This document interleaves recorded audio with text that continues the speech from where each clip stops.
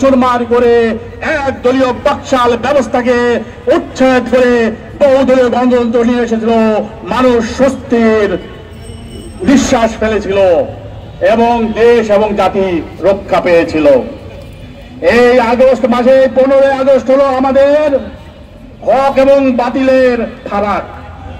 যারা 15 আগস্টকে অন করে, যারা 15 আগস্টের আদর্শকে ধারণ করে, তারাই এদেশে দেশপ্রেমিক, তারাই ভারতের প্রভাব মুক্ত দেশপ্রেমিক জনগণ। আর যারা 15 আগস্টকে আপনার অন করে না, 15 আগস্টকে প্রশ্নবিদ্ধ করতে চায়, তারা হলো ভারতীয় দালাল, দেশদ্রোহী। এইটা ফারাক হয়ে গেছে। এখন আমাদের শুধু সামনে এগিয়ে যেতে হবে। এই দালাল চিহ্নিত হয়ে গেছে, এই শাহবাগীরা চিহ্নিত হয়ে গেছে, এই আওয়ামী লীগ চিহ্নিত হয়ে গেছে। এদেরকে আমাদের ঐক্যবদ্ধভাবে মোকাবেলা করে তাদেরকে নিষ্ক্রিয় করতে হবে। জানেন তারা মানসিকভাবে দুর্বল।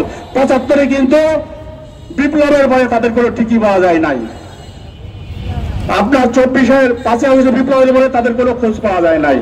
কিন্তু এখন বিভিন্ন ভাবে তারা গর্ত থেকে মুখ বের করছে। আপনারা দেখেছেন আজকে কিছু মিডিয়ার কোন ব্যক্তি যারা ভারতীয় দালাল, আওয়ামী লীগের দোসর, আওয়ামী লীগের পেড এজেন্ট, তারা কিন্তু মুখ বের করে এই মুজিবকে নিয়ে আবার আওয়ামী লীগকে পুনর্বাসিত করার চেষ্টা করছে।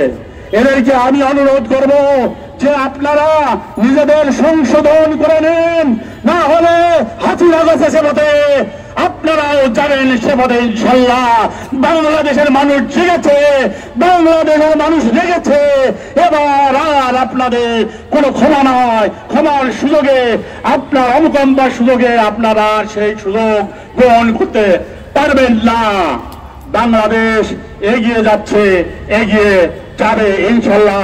আপনারা সবাইকে ঐক্যবদ্ধ থাকার আহ্বান জানিয়ে আমার বক্তব্য শেষ করছি।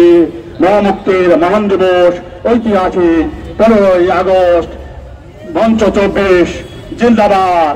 ভারতের দালালেরা হুঁশিয়ার, সাবধান। ভারতের আধিপত্যবাদ ধ্বংস, নিবাদ যাক। আল্লাহ হাফেজ।